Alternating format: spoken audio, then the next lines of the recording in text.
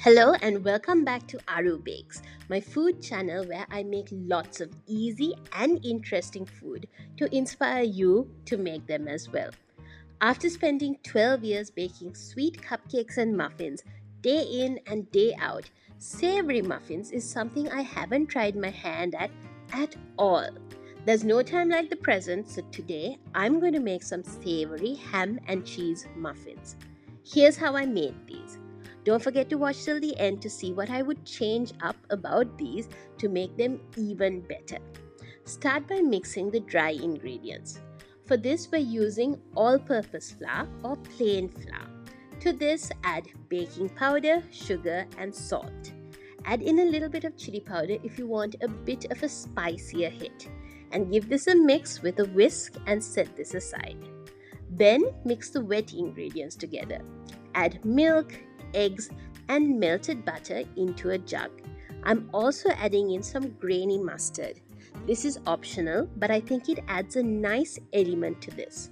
Mustard goes so well with ham, and in fact, in hindsight, I should have also added a bit of English mustard for a bit more of a mustardy hit. Whisk these together until everything is nicely combined, and then start adding this into your flour. You can do this in a stand mixer with a dough hook, but it's not difficult to do by hand at all. Pour in the milk mixture a little at a time, incorporating it into the flour.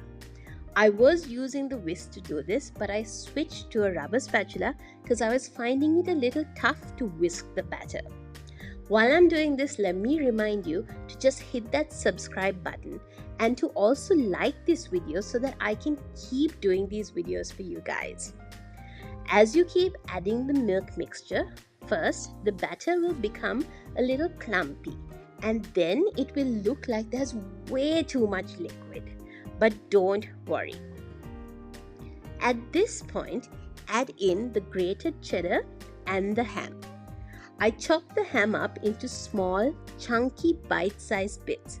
You can even add in some chopped up cooked bacon instead of the ham. I'm also adding in some chopped up parsley, but this is completely optional. Work this into the batter until everything is evenly distributed and mixed through. You should have a runny, thick batter at this point. Give this one last quick whisk and then spoon it into some lined cupcake cases. I honestly prefer using these silicone cupcake cases rather than a cupcake tray because you can fit in a lot more into one bake if you're doing a big batch. But this habit comes from my industrial baking days, so use whatever you have at home. Don't fill the cupcakes all the way to the top. Maybe just fill about a third of each cupcake case because it will rise in the oven. And if you overfill them, they will pour over the sides as they bake.